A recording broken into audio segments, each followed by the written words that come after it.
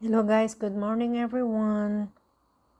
My brunch today, it's a beef burrito. It's a big one. Okay guys, kain po tayo. Malamig ang panahon na naman, umuulan kanina. And then, uulan daw uli mamaya. About 6 p.m. Okay, beef burrito guys.